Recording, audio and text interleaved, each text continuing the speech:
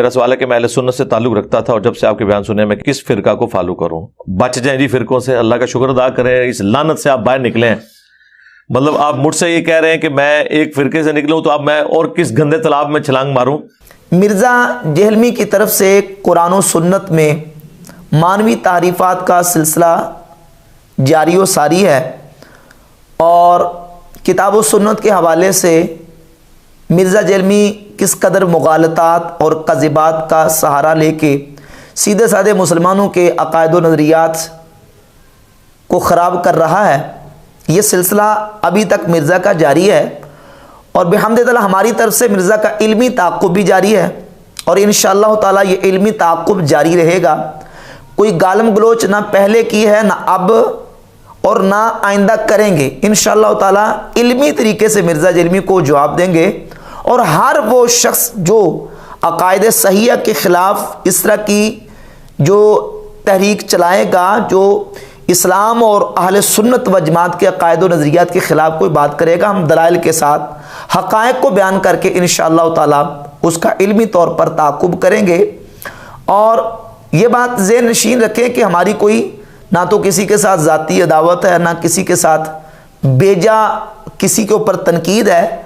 جو ہمارا فرض منصبی ہے علم کے تقاضوں کی روشنی میں، چونکہ بحمد تعالیٰ ہم نے پڑھا رہے ہیں، اور اس وقت دین کے ساتھ ہمارا جو تعلق ہے باقاعدہ طور پہ جو نا وہ بحمد تعالیٰ ہم نے دین کو پڑھا ہے، تو ہمارا فرض منصبی ہے کہ ہم ہر ایسے شخص کے افکار و نظریات جو مسلمانوں کو خراب کر رہا ہے، اس کے افکار و نظریات کو لوگوں کے سامنے ایکسپوز کریں، اور دلائل کے ساتھ جو ہے وہ حقائق کو واضح کریں۔ مرزا جہلمی بہت سارے مقامات پہ اس طرح کی باتیں کرتا ہے کہ جو بالکل صراحت اور وضاحت کے ساتھ واضح طور پر عقائد حقہ کے خلاف ہوتی ہیں۔ ابھی اس نے ایک کلپ اپلوڈ کیا ہے جس میں ایک نوجوان لڑکے نے سوال کیا کہ میں اہل سنت و جماعت تھا، اور پھر میں نے اہل سنت و جماعت کو چھوڑ دیا ہے، اور اب مجھے بتائیں، چونکہ میں نے آپ کے بیانات سن کے اہل سنت کو چھوڑا ہے، تو اس لیے مجھے بتائیں کہ اب میں کس فرقے میں جاؤں۔ ویسے تو پراپوگنڈا یہ کرتا ہے کہ نہیں یہ دیوبندی، بریلوی، وہابی یہ فرقے ہیں، تو اب یہ مرزا جہلمی کا اصل ہدف یہ نہیں ہے کہ دیوبندی، وہابی، بریلوی، یہ ہدف نہیں ہے۔ اصل ہدف پیچھے تک اس کا ہے کہ جو مسلمانوں کے اجماعی اور اتفاقی عقائد صحابہ اکرام رضی اللہ تعالیٰ عنہم سے چلے آ رہے ہیں، ان کے اوپر تنقید کرنا مقصود ہے۔ یہاں سائل نے سوال یہ کیا کہ میں اہل سنت تھا، یہاں نہ اس نے یہ کہا میں بریلوی تھا، دیوبندی تھا، وہابی تھا، صرف یہ کہا میں اہل سنت تھا اور میں نے اہل سنت کو چھوڑ دیا ہے آپ کے بیانات سن کے، اب مجھے بتائیں کہ میں کس فرقے میں جاؤں۔ تو مرزا جہلمی نے اس کا جواب یہ دیا ہے کہ شکر ہے کہ آپ اس لعنت سے باہر آ گئے، یعنی اہل سنت ہونا ایک لعنت تھی جس لعنت سے آپ باہر آ گئے ہیں۔ اب سوال یہ پیدا ہوتا ہے کہ کیا اہل سنت ہونا نعوذ باللہ تعالی لعنت ہے؟ اہل سنت و جماعت کا عقیدہ اختیار کرنا نعوذ باللہ تعالی کیا یہ لعنت ہے؟ اس بنیاد پہ تو امت کا جو سواد اعظم بڑی جماعت، بڑا گروہ ہے مسلمانوں کا، وہ نعوذ باللہ تعالی لعنتی قرار پاتا ہے۔ صحابہ اکرام رضی اللہ تعالیٰ عنہ سے لے کر آج تک جتنے امت کے صلحاء، امت کے اولیاء اللہ آئے ہیں، وہ سارے اہل سنت و جماعت ہیں۔ بحمد تعالیٰ وہ اپنے آپ کو اہل سنت کا اپنے لیے ٹائٹل استعمال کرتے ہیں، اپنے لیے یہ لیبل استعمال کرتے ہیں۔ دین کے اعتبار سے جب ہم بات کرتے ہیں تو دین کے اعتبار سے ہم مسلم ہیں، ہمارا نام مسلم ہے، مسلمان ہیں، لیکن جب عقائد صحیحہ کے اعتبار سے ہم بات کرتے ہیں گمراہ فرقوں کے مقابلے میں، تو گمراہ فرقوں کے مقابلے میں خوارج، روافض، مرجیہ، مشبہہ، معتزلہ، مجسمہ، جہمیہ، قدریہ، جبریہ، ان تمام گمراہ فرقوں کے مقابلے میں صحابہ اکرام رضی اللہ تعالیٰ عنہم سے لے کر آج تک مسلمانوں کا جو بڑی جماعت اور جو عقیدہ چلا آ رہا ہے، اس کے لیے یہ ٹائٹل استعمال ہوتا ہے۔ امت کے ائمہ محدثین اپنے آپ کو اہل سنت کہتے آئے اور اہل سنت کا لیبل استعمال کرتے آئے گمراہ فرقوں کے مقابلے میں۔ صحیح مسلم کے اندر امام مسلم رحمۃ اللہ علیہ نے مقدمہ میں روایت نمبر 27 ذکر کی، امام محمد بن سیرین رحمۃ اللہ علیہ تابعین میں سے ہیں، جو کہ سیدنا انس بن مالک اور حضرت ابو ہریرہ رضی اللہ تعالی عنہما کے شاگرد ہیں۔ وہ فرماتے ہیں، صحیح مسلم کی حدیث نمبر 27 ہے مقدمہ کے اندر، فرماتے ہیں کہ جب شروع میں راوی روایت بیان کرتا تھا تو اس سے سوال نہیں ہوتا تھا کہ تمہیں یہ جو روایت بیان کی ہے اس کے راویوں کا تذکرہ سنا اور کون تھے، ان کا جو سٹیٹس ہے، ان کا جو درجہ ہے، مرتبہ، ان کی حالت بیان کرو، یہ سوال نہیں ہوتا تھا۔ لما وقعت الفتنۃ قالوا سموا لنا رجالکم، اور جب فتنہ واقع ہو گیا، امت کے اندر افتراق و انتشار اور فرقے بننے شروع ہو گئے، فتنہ واقع ہوا، قالوا سموا لنا رجالکم، تو انہوں نے کہا کہ اپنے رجال کا ذکر سناؤ، ان کا نام بتاؤ کہ کس نے تمہیں بیان کیا ہے۔ فَيُنظَرُ إِلَىٰ أَهْلِ السُّنَّةِ فَيُؤْخَذُ حَدِيثُهُمْ، پس دیکھا جاتا اہل سنت کی طرف کہ وہ اہل سنت ہے تو اس کی حدیث کو قبول کر لیا جاتا، اور اگر وہ اہل سنت نہ ہوتا، کسی گمراہ عقیدے سے، بدعتی عقیدے سے تعلق رکھتا ہوتا تو اس کی حدیث کو قبول نہیں کرتے تھے۔ یہاں امام محمد بن سیرین رحمۃ اللہ تابعی فرما رہے ہیں يُنظَرُ إِلَىٰ أَهْلِ السُّنَّةِ، اہل سنت کی طرف دیکھا جاتا، یہ نہیں دیکھا جاتا یہ راوی اہل سنت ہے، یہ خارجی تو نہیں ہے، رافضی تو نہیں ہے، یہ کسی گمراہ فرقے سے تعلق تو نہیں رکھتا، یہ نہیں کہ يُنظَرُ إِلَىٰ أَهْلِ الْكَلِمَاتِ فَيُؤْخَذُ حَدِيثُهُمْ، دیکھا جاتا کلمہ پڑھتا ہے تو حدیث نہیں، کہا يُنظَرُ إِلَىٰ أَهْلِ السُّنَّةِ، یہ دیکھا جاتا کہ اہل سنت ہے تو اس کی حدیث کو قبول کرتے تھے، اور اگر اہل سنت نہیں ہوتا تھا تو اس کی حدیث کو قبول نہیں کرتے تھے۔ اہل سنت ایک عقیدے کا نام ہے جو عقیدہ صحابہ اکرام سے لے کر تابعین پر، اتباع تابعین پر، ائمہ مجتہدین اور آج تک امت کے اولیاء صلحاء سے چلتا ہوا ہم تک بحمد تعالیٰ پہنچا ہے۔ یہ اہل سنت عقیدے کا نام ہے، جس عقیدے پر ائمہ دین محدثین نے مکمل مستقل کتابیں لکھی ہیں۔ یہ امام ابو بکر احمد ابن الحسین البہقی رحمہ اللہ المتوفہ 458 ہجری کی کتاب ہے الاعتقاد والہدایت الی سبیل الرشاد علی مذہب سلف اہل سنت والجماعہ، اہل سنت و جماعت کے عقیدے اور مذہب کے اوپر انہوں نے پوری مستقل کتاب لکھی الاعتقاد۔ یہ شرح اصول اعتقاد اہل سنت، حافظ ہبۃ اللہ لالکائی المتوفہ 418 ہجری کی کتاب ہے شرح اصول اعتقاد اہل سنت والجماعہ، اہل سنت و جماعت کے اوپر تو مستقل عقائد پر کتابیں محدثین نے لکھی، اور یہ مرزا جلوی خود اپنے لیے بھی یہ ٹائٹل استعمال کرتا ہے۔ اس کے ریسرچ پیپرز دیکھ لیں، ان ریسرچ پیپرز کے نیچے اس نے باقاعدہ نام لکھا ہوا ہے من جانب نوجوانان اہل سنت، یعنی اہل سنت و جماعت کا ٹائٹل استعمال کرتا ہے۔ اگر اہل سنت اپنے آپ کو کہنا یہ لعنتی ہونا ہے، اور تم یہ کہہ رہے کہ شکر ہے تم اس لعنت سے باہر آ گئے، تو اس لعنت سے نعوذ باللہ تعالیٰ بقول شما تم کس وقت جو نا وہ باہر آؤ گے؟ تم نے اپنی ویب سائٹ کا نام اہل سنت پاک.com رکھا ہے، اور مرزا جرمی نے اپنے کئی لیکچرز میں، کئی بیانات میں یہ 12 مرتبہ اس بات کا اظہار کیا کہ میں اہل سنت کے پلیٹ فارم سے بات کر رہا ہوں۔ روافض اور شیعوں کی جب بات آتی ہے تو کہتا ہے میں اہل سنت کے پلیٹ فارم سے بات کر رہا ہوں۔ تو یہ اس طرح کی حادثہ سرائی مرزا جلمی کی طرف سے اہل سنت و جماعت کے خلاف ہوتی رہتی ہے، اور اسی گفتگو کے دوران مرزا جلمی نے افتراق امت والی حدیث کے اوپر کلام کیا۔ ایک تو اس حدیث کا مفہوم غلط بیان کیا، اور پھر اس کے اندر جو مرزا جلمی کی مختلف سٹیٹمنٹس ہیں 73 فرقوں والی حدیث کے حوالے سے، وہ میں آپ کے سامنے ان کو انشاءاللہ دلائل کے ساتھ ایکسپوز کروں گا۔ پہلی بات تو یہ سمجھیں کہ 73 فرقوں والی حدیث کا سٹیٹس کیا ہے۔ تو یہ بات یاد رکھیں، نبی کریم صلی اللہ علیہ وآلہ وسلم کے درجن سے زائد صحابہ کرام رضی اللہ تعالی عنہم 73 فرقوں والی حدیث کے راوی ہیں۔ تقریباً درجن کے قریب تو میں نے جمع کر کے ان کے تمام کے حوالہ جات بحمد تعالیٰ حدیث کی کتابوں کے میں نے لکھے ہیں کہ کون کون سے صحابہ ہیں جنہوں نے اس حدیث کو روایت کیا اور کن کن کتابوں کے اندر یہ حدیث موجود ہے۔ اور امام زیلعی رحمۃ اللہ تعالی علیہ نے تقریباً 18 صحابہ کرام رضی اللہ تعالیٰ عنہم کا تذکرہ کیا ہے کہ 18 صحابہ علیہم رضوان اس حدیث کے راوی ہیں، اور وہ حدیث سنن ابی داؤد کے اندر 4597 نمبر، سنن ابن ماجہ کے اندر 3993 نمبر، اور اس کے علاوہ جامع ترمذی، مسند احمد بن حنبل اور حدیث کی کئی کتابوں کے اندر یہ حدیث صحیح حدیث موجود ہے۔ رسول اللہ صلی اللہ علیہ وآلہ وسلم نے اپنی امت کو خبر دی کہ امت کے اندر 73 فرقے ہوں گے، 72 جہنم میں فرقے جائیں گے، اور ایک فرقہ جو جماعت ہوگی وہ جنت میں جائے گا۔ یہ حدیث کا خلاصہ میں نے آپ کے سامنے پیش کر دیا۔ اب اس حدیث کے اندر پہلے تو مرزا جلمی نے یہ کہا کہ اس حدیث کے اندر ایک خبر ہے کہ ایسے ہوگا، خبر دی گئی ہے، جیسے خبر یہ دی گئی ہے کہ قرب قیامت خواتین عورتیں وہ اس طرح کا لباس پہننے کی کہ لباس پہننے کے باوجود ننگی ہوں گی، یعنی اتنا چست یا اتنا باریک لباس ہوگا کہ وہ پہننے کے باوجود ننگی ہوں گی۔ تو جس طرح اس حدیث میں خبر دی گئی ہے، لہذا اس حدیث میں بھی خبر دی گئی ہے کہ ایسے ہوگا، جیسے اس حدیث میں اس بات کا حکم نہیں ہے کہ تم عورتوں کو اس طرح لباس پہنانا، تو इसी तरह इस हदीस में भी हुक्म नहीं है कि तुमने फिरके नहीं बनने और तुमने उन 73 फिरकों में से किसी का हिस्सा नहीं बनना। फिरकों वाले मामले में खबर है कि तुमने उस सिस्टम का हिस्सा नहीं बनना। ये स्टेटमेंट है मिर्जा जलमी की पहले। और फिर इसमें कुछ दिन महीने पहले इसने एक बयान दिया, उसमें यह कहा कि जो 73 फिरके हैं ना, इसमें जो जन्नती फिरका जन्नत में जाएगा ना, जन्नती ग्रोह, उसमें हदीस में ग्रोह का है, ग्रोह का लफ्ज है कि ग्रोह होगा, उसमें फिरके का लफ्ज नहीं है।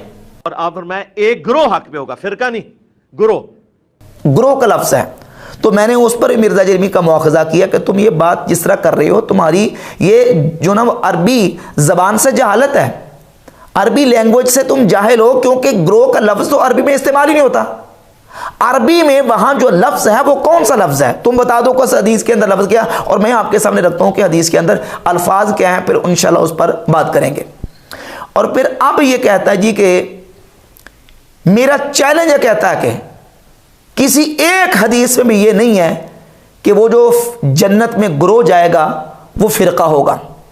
इसलिए मेरा चैलेंज है, किसी हदीस में उस जन्नती ग्रोह को फिरका नहीं कहा गया, वो टेक्निकली गलत है, वो फिरका हो ही नहीं सकता।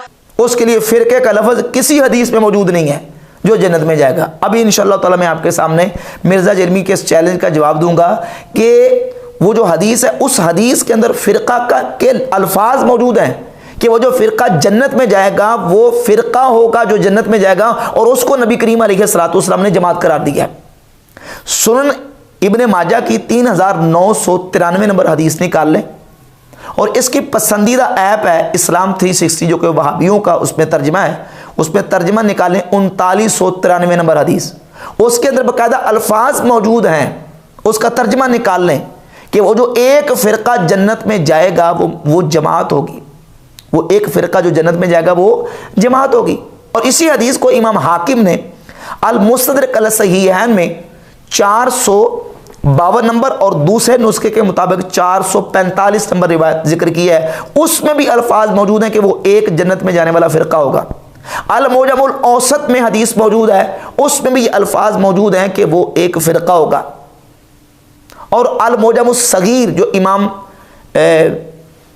तबरानी की किताब है, उसके अंदर भी फिरका के अल्फाज मौजूद हैं। और मिर्जा जलमी चैलेंज दे रहा है कि मेरा चैलेंज है, आप मुझे एक हदीस ऐसी दिखा दें जिसमें फिरका के अल्फाज मौजूद हों। अब आते हैं हम सुनन अबी दाऊद की 4597 नंबर जो हदीस है उसकी तरफ। उस हदीस के अंदर अल्फाज क्या हैं, उनके अल्फाज से, हदीस के अल्फाज से यह साबित होता है कि वो एक फिरका होगा, लेकिन वो फिरका जो है पूरी मुसलमानों की जमात होगी। रसूलुल्लाह सल्लल्लाहु अलैहि वसल्लम ने इरशाद फरमाया, खबरदार, तुमसे पहले जो मिल्लतें थीं वो 72 फिरकों में बट गईं। व इन हाज़िहिल मिल्लता सतफ्तरिकु अला 73, बेशक ये मिल्लत 73 फिरकों में बट जाएगी। कलिमात पे गौर कीजिए, इन हाज़िहिल मिल्लता, बेशक ये मिल्लत, सतफ्तरिकु, तफ्तरिकु फेले मुजारे है, और फेले मुजारे के शुरू में सीन और सौफा आ जाए तो वो मुस्तकबिल करीब का माना देता है। माना यह कि अन करीब फिरकों में बट जाएगी। कौन? तफ्तरिकु का फाइल मिल्ला है जो कि पीछे गुजर चुका है, यानी सतफ्तरिकुल मिल्लतु, यानी यहां जो तफ्तरिकु के अंदर हिया ज़मीर है वो राजी है अल मिल्ला की तरफ। माना यह है कि बेशक ये मिल्लत ये फिरकों में बट जाएगी। कितनों में? 73 में, यानी इस मिल्लत के 73 फिरके हो जाएंगे। अब वो जो 73 फिरके होंगे उनकी फिर तकसीम नबी करीम अलैहिस्सलाम ने बयान फरमाई कि सिंतान व सबऊन फिन्नार, उन 73 फिरकों में से 72 जन्नत में जाएंगे, व वाहिदतुन फिल जन्ना, और एक जन्नत में जाएगा। वो एक जो जन्नत में जाएगा वो क्या है? वो एक फिरका है जो जन्नत में जाएगा। वाहिदतुन फिल जन्ना, वाहिदा ये सिफत है फिरका की, यानी फिरकतुम वाहिदतुन फिल जन्ना, एक फिरका जन्नत में जाएगा। तो रसूलुल्लाह सल्लल्लाहु अलैहि वसल्लम ने फरमाया हियल जमाअतु, वो एक जमात है। अब 73 बन गए, 73 में से 72 जहन्नम में और एक जन्नत में। वो जो एक जन्नत में जाने वाला फिरका है वो जमात होगी, रसूलुल्लाह सल्लल्लाहु अलैहि वसल्लम ने फरमाया। अब सवाल ये पैदा होता है, मिर्जा जलमी जो کی جو پرانی سٹیٹمنٹ ہے اس میں یہ ہے کہ حدیث میں یہ نہیں کہا گیا کہ تم نے کسی کا حصہ بننا ہے. یہاں سوال یہ کیا، اس کا مطلب یہ ہے کہ تم نے نہ جہنمیوں کا حصہ بننا ہے نہ جنتی کا حصہ بننا ہے، یہ مطلب لے رہے ہو؟ کیا رسول اللہ صلی اللہ علیہ وسلم کے فرمانے کا یہ مطلب ہے؟ ہرگز نہیں. نبی کریم علیہ الصلوۃ والسلام تو یہ فرما رہے ہیں کہ تم نے ان 72 کا حصہ نہیں بننا بلکہ تم نے اس جماعت کا حصہ بننا ہے. وہ جو مسلمانوں کا جنت میں جانے والا ایک فرقہ جو جماعت ہوگی تم نے اس کا حصہ بننا ہے. حدیث کا مضمون یہ ہے. اور جامع ترمذی میں 2165 نمبر حدیث ہے.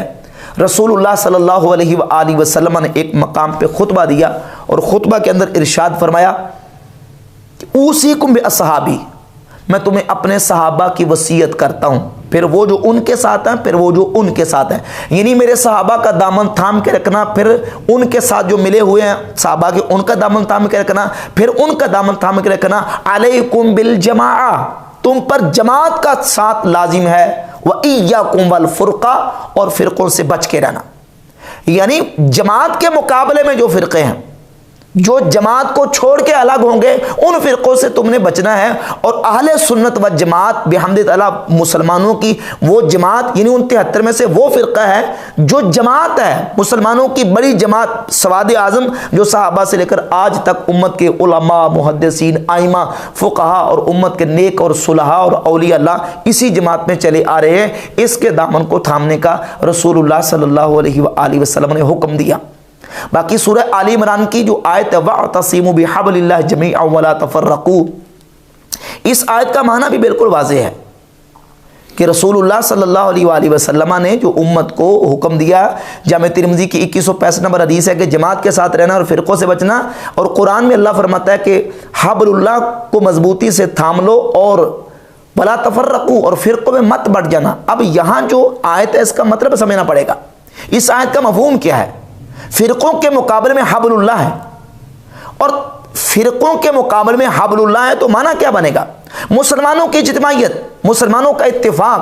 اور اس آیت کی تفسیر سیدنا عبداللہ ابن مسعود رضی اللہ تعالیٰ عنہ نے کی ہے.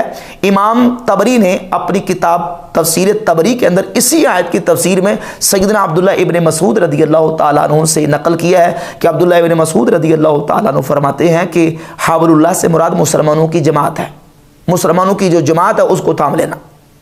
اب مضمون کے اعتبار سے دیکھا جائے حبل اللہ سے مراد قرآن لیا جائے یا حبل اللہ سے مراد جماعت لی جائے. اگر مراد قرآن لینا ہے تو قرآن کا معنی مفہوم بھی وہی لے گے جو مسلمانوں کی جماعت نے لیا ہے، جس پر مسلمانوں کی اجتماعیت چلی آ رہی ہے، مسلمانوں کا جس پر اتفاق چلا آ رہا ہے. ورنہ آپ دیکھیں خوارج کی علامات اور نشانیاں نبی کریم علیہ الصلوۃ والسلام نے بیان فرمائی ہیں کہ خوارج قرآن پڑھیں گے، یقرؤون القرآن لا یجاوز حناجرہم، صحیح بخاری میں 6930 31 32 33 34 اور صحیح مسلم میں 2449 سے لے کر 2470 تک یہ مسلسل احادیث موجود ہے کہ نبی پاک علیہ الصلوۃ والسلام نے خوارج کی نشانیاں اور علامات بیان کی ہیں. وہ قرآن پڑھیں گے لیکن قرآن ان کے حلق سے نیچے نہیں جائے گا. قرآن کو بڑا تر و تازہ انداز میں بڑی زبان میں موڑ موڑ کے پڑھیں گے لیکن قرآن ان کے حلق سے نیچے نہیں جائے گا. قرآن تو پڑھ رہے ہیں لیکن قرآن کا جو مفہوم اور مراد ہے وہ نہیں لے رہے جو نبی کریم علیہ الصلوۃ والسلام کے صحابہ نے لی، جو امت کا جس پر اجماع اور اتفاق چلا رہا ہے. تو بات آ کے پھر وہاں آ جائے گی صحابہ تابعین اتباع تابعین امت کی جو اجتماعیت چلی آ رہی ہے اس کو چھوڑ کے اگر کوئی الگ ہوگا تو وہ فرقہ ہے اور وہ فرقہ ناری ہے. اور مسلمانوں کا جو بڑا فرقہ بڑی جماعت ہے جس کو جماعت کہا گیا ہے وہ اہل سنت و جماعت بحمد تعالیٰ شروع سے لے کر آج تک وہ سلسلہ اہل سنت و جماعت کا بحمد تعالیٰ جاری و ساری ہے. اور پھر اس حدیث کو چھوڑ کے مرزا نے دیگر روایات کی طرف چلا گیا. حالانکہ اس حدیث کے اندر باقاعدہ لفظ موجود ہے کہ وہ مسلمانوں کی جماعت ہوگی، اس میں جماعت کے لفظ موجود ہیں. آپ کہتے ہیں وہ جو ایک جنت میں جائے گا نا وہ گروہ فرقہ نہیں ہوگا. سنیے ذرا، وہ گروہ فرقہ نہیں ہوگا. سوال یہ کہ گروہ کس کا ترجمہ ہے؟ فرقہ ہی کا ترجمہ ہے گروہ. وہ فرقہ نہیں ہوگا یہ کہنا چاہ رہے ہو، جبکہ حدیث کے اندر 70 طریقوں کی الفاظ موجود ہیں کہ ان قریب یہ ملت یہ امت جو ہے وہ 73 فرقوں میں تقسیم ہو جائے گی. کہتا ہے یہ وہ گروہ جو ہے وہ فرقہ نہیں ہوگا، وہ طائفہ ہوگا. اور وہ طائفہ صحیح بخاری میں امام بخاری نے کہہ دیا کہ وہ اہل علم کا طائفہ ہے. اچھا چلیے آگے چلتے ہیں. صحیح بخاری کا حوالہ میں اس کے سامنے رکھ دیتا ہوں. 3641 نمبر حدیث نکالیں آپ مرزا کی پسندیدہ ایپ اسلام 360 سے. 3641 نمبر حدیث کے اندر اسی جو طائفہ ہے، طائفہ منصورہ، اس کے بارے میں تفسیر موجود ہے. نبی کریم علیہ الصلوۃ والسلام کی حدیث ہے کہ میری امت کا ایک گروہ ہمیشہ حق پہ قائم رہے گا، کوئی نقصان پہنچانے والا اسے نقصان نہیں پہنچا سکے گا. اب یہ جو گروہ ہے یہ کہاں ہوگا؟ سیدنا معاذ بن جبل رضی اللہ تعالیٰ عنہ صحابی رسول فرماتے ہیں، مالک بن یخامر تابعی روایت کر رہے ہیں کہ معاذ بن جبل رضی اللہ تعالیٰ عنہ نے فرمایا کہ یہ جو گروہ ہے مسلمانوں کا جو حق پہ ہمیشہ قائم رہے گا یہ شام میں ہوگا. اس کا مطلب یہ ہے کہ مسلمانوں کی وہ جو جماعت ہے، جو ناجی گروہ اور جنت میں جانے والا فرقہ یا جماعت ہے، وہ صرف شام میں ہوگی، وہ شام میں ہوگی. اور باقی پوری دنیا میں جہاں مسلمان آباد ہیں وہ جنت میں نہیں جائیں گے. وہ جو حدیث 73 فرقوں والی ہے اس کے اندر تو الفاظ موجود ہیں کہ وہ مسلمانوں کی جماعت ہوگی، اور بحمد تعالیٰ وہ جماعت جو ہے وہ اہل سنت و جماعت ہے. اور پھر مرزا جہلمی نے اس حوالے سے ایک اور بات کی کہ یہ حوالہ دیتے ہیں قرآن مجید کی آیت کا، اہدنا الصراط المستقیم صراط الذین انعمت علیہم، اور انعمت علیہم کہہ کے تو اپنے بزرگ بابوں کو اس میں شامل کر لیتے ہیں. اس کے پیچھے نہیں پڑھتے کہ پیچھے کیا لکھا ہے، پیچھے لکھا ہے اہدنا الصراط المستقیم، یا اللہ میں سیدھا رستہ دکھا. اور سیدھا رستہ قرآن نے بتا دیا ان ھذا صراطی مستقیما، کہ نبی کریم علیہ الصلوۃ والسلام کا رستہ یہ سیدھا رستہ ہے، یہ صراط مستقیم ہے. تو معلوم ہوا کہ صراط مستقیم نبی علیہ السلام کا رستہ ہے، یہ اپنے بزرگ بابوں کے رستے بتا رہے ہوتے ہیں. حالانکہ اس سے کوئی مسلمان اس کا انکار نہیں کر سکتا کہ نبی کریم علیہ الصلوۃ والسلام کا رستہ صراط مستقیم ہے. لیکن یہاں حصر نہیں ہے، قرآن کی پوری آیت کا ترجمہ اور مفہوم سمجھیں، پڑھیں. نبیوں کا رستہ، نبی کریم علیہ الصلوۃ والسلام کا رستہ، قرآن کہتا ہے صراط الذین انعمت علیہم. یہاں سیغے جمع کے استعمال ہوئے، الذین جمع کا سیغا، انعمت علیہم ہم ضمیر جمع کی ضمیر ہے. بندہ دعا کرتا ہے یا اللہ ہمیں سیدھے رستے پر چلا، ان لوگوں کے رستے پر چلا جن پر تیرا انعام ہوا. اور انعام صرف نبیوں پر نہیں ہوا، اللہ رب العزت کا انعام نبیوں پر بھی ہوا. اور سورۃ النساء ہی کے اندر اللہ رب العزت نے فرمایا انعم اللہ علیہم من النبیین والصدیقین والشہداء والصالحین. نبیوں پر بھی انعام ہے، صدیقوں پر بھی انعام ہے، شہیدوں پر بھی انعام ہے، اور صالحین پر بھی انعام ہے. لہذا صراط مستقیم صرف نبیوں کے ساتھ خاص نہیں، نبیوں کا رستہ بھی صراط مستقیم ہے، شہیدوں کا رستہ سے ہے، صدیقوں کا رستہ بھی صراط مستقیم ہے، شہیدوں کا رستہ بھی صراط مستقیم ہے، اور صالحین کا رستہ بھی صراط مستقیم ہے. قرآن مجید نے تو انعام یافتہ لوگوں کی پوری فہرست بیان کی ہے، اور مرزا صرف اسی آیت کو لے کے بس اسی پر اکتفا کرتا ہے. اور سورۃ النساء میں اللہ رب العزت ارشاد فرماتا ہے وَمَن يُشَاقِقِ الرَّسُولَ مِن بَعْدِ مَا تَبَيَّنَ لَهُ الْهُدَىٰ وَيَتَّبِعْ غَيْرَ سَبِيلِ الْمُؤْمِنِينَ نُوَلِّهِ مَا تَوَلَّىٰ وَنُصْلِهِ جَهَنَّمَ وَسَاءَتْ مَصِيرًا. اور جو ہدایت کا رستہ واضح ہو جانے کے بعد رسول کی مخالفت کرے اور کیا کرے، وَيَتَّبِعْ غَيْرَ سَبِيلِ الْمُؤْمِنِينَ، اور ایمان والوں کے رستے کو چھوڑ کر کسی اور رستے کی پیروی کریے، اللہ فرماتا ہے ہم اسے جہنم میں پھینکیں گے جو ایمان والوں کے رستے کو چھوڑے گا. تو ایمان والوں کا رستہ بھی صراط مستقیم ہے. اسی آیت سے ائمہ مجتہدین نے اجماع کی حجیت کی دلیل پکڑی ہے کہ یہ آیت اجماع امت کے حجت ہونے کی دلیل ہے. قرآن، سنت اور امت کا اجماع اور احادیث مبارکہ اس پر موجود ہیں کہ نبی پاک صلی اللہ علیہ وآلہ وسلم نے فرمایا میری امت جو ہے وہ گمراہی پہ جمع نہیں ہوگی. المصدق علی صحیحین اور دیگر کتب احادیث میں احادیث موجود ہے. تو امت کا اجماع، امت کا اتفاق، جس پر امت کا اجماع اور اتفاق چلا آ رہا ہے وہ بھی صراط مستقیم ہے. جامع ترمذی کے 2665 نمبر حدیث میں نبی پاک صلی اللہ علیہ وآلہ وسلم نے واضح طور پر فرما دیا اوصیکم باصحابی، میں تمہیں اپنے صحابہ کی وصیت کرتا ہوں، یعنی میرے صحابہ کا دامن تھام کے رکھنا. پھر وہ جو ان کے ساتھ ملے ہوئے ہیں، علیکم بالجماعہ و ایکم والفرقہ، تمہارے اوپر جماعت کا ساتھ لازم ہے اور فرقوں سے بچ کے رہنا. وہ فرقے یعنی مراد یہاں جو جماعت کے انگیسٹ ہے، جو جماعت کے خلاف ہے، جو جماعت سے بالکل ہٹ کر ہیں، ان فرقوں سے بچنے کا حکم ہے. جو مسلمانوں کی بڑی جماعت ہے اس کا دامن تھامنے کا رسول اللہ صلی اللہ علیہ وآلہ وسلم نے حکم ارشاد فرمایا.